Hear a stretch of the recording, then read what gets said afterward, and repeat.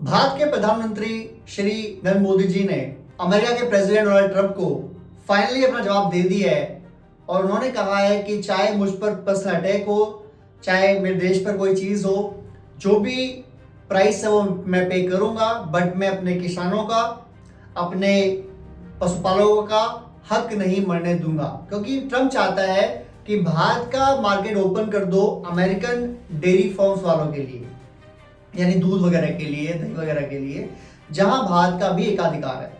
तो मोदी जी कहते हैं अगर ऐसा हमने कर दिया तो इससे जो भारत के किसान हैं, जो पशुपालक हैं, उनकी आय को बहुत दिक्कत हो जाएगी और हमारा जो वादा है उनकी आय दोगुनी करने का 5 साल के अंदर, वो हम कंप्लीट नहीं कर पाएंगे उसके बाद।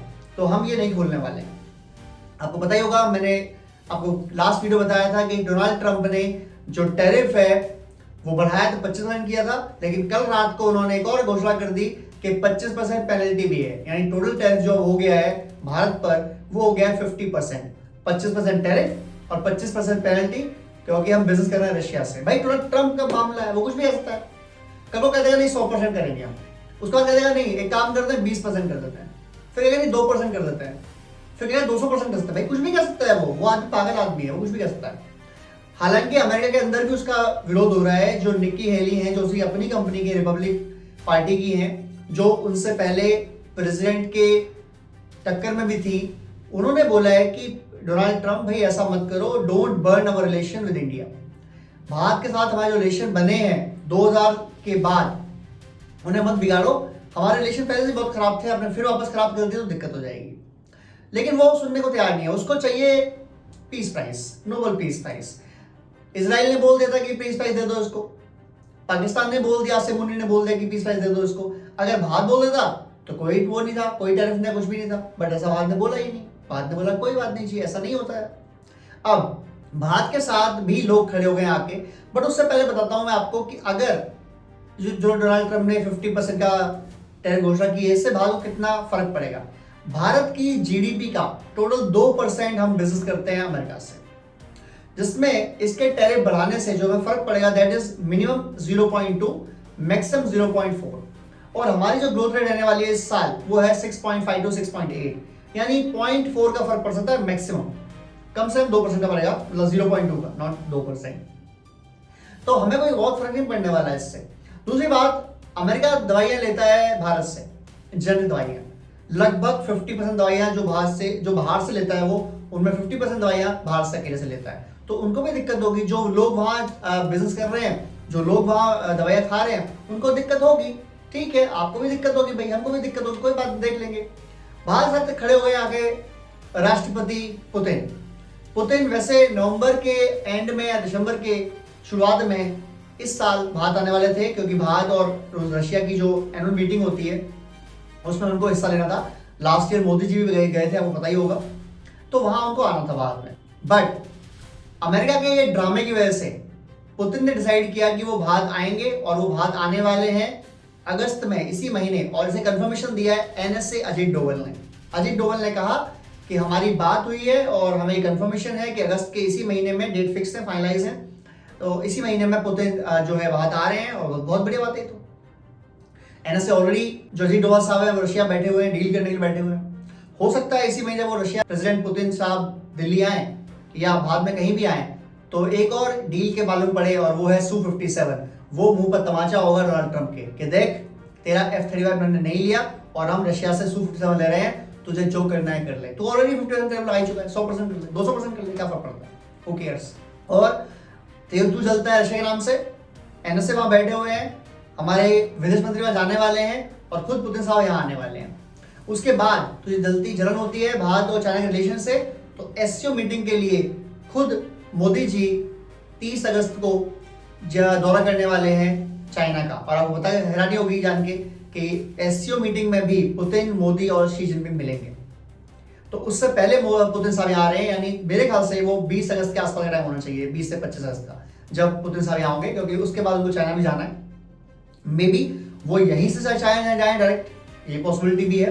तो दोनों चीजों को ध्यान रखते हुए पुतिन ने बता दिया कि भाई हम दोस्तों दोस्त हैं और दुश्मन दुश्मन है। पुतिन ये भी कहता था कि ट्रंप जो मर्जी कर ले, भारत झुकने वाला नहीं है। भारत हमारा वो फ्रेंड है जिसमें हम आंखें बंद करके ट्रस्ट करते हैं, और हमें पता है कि भारत हमारी क्या करेगा। और हम भी खड़े हैं साथ में उनके। जब उनको दिक्कत होगी हम साथ खड़े रहेंगे, इररेस्पेक्टिव हमारा फायदा है कि नुकसान है, हम साथ में खड़े होंगे और हम खड़े रहे हैं पास्ट में है। इसके बाद अच्छा एक और न्यूज के सामने निकल आई, पाकिस्तान की मिलिट्री ने जो उनके DGISPR है उन्होंने बोला कि हम भारत के अंदर घुस के मारेंगे। ये बड़ी स्टेटमेंट निकाली कि हम अंदर घुस के हम डीप इनसाइड हिट करेंगे भारत को। कैसे करोगे भाई, किस बेस पे करोगे? और एक बार करके तुमने देखा तुम्हारा मन नहीं भरा, दोबारा ट्राई करो यार, कोई दिक्कत नहीं है।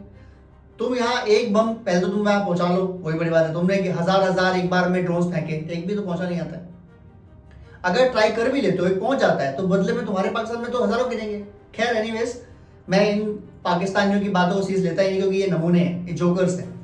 ये कब बोलते हैं, क्या बोलते हैं, क्यों बोलते हैं, जहां तक मुझे ख्याल है इनका ये बोलना है इसलिए है क्योंकि मुनीर पर बहुत दबाव है, इमरान खान को रिहा करने दबाव है, वहां की इकोनॉमी डाउन है, इस पर दबाव है, और पाकिस्तान किस तरीके से गोद में बैठ गया अमेरिका की, चाइना से कैसे दूर हो रहा है, इस पर भी दबाव है।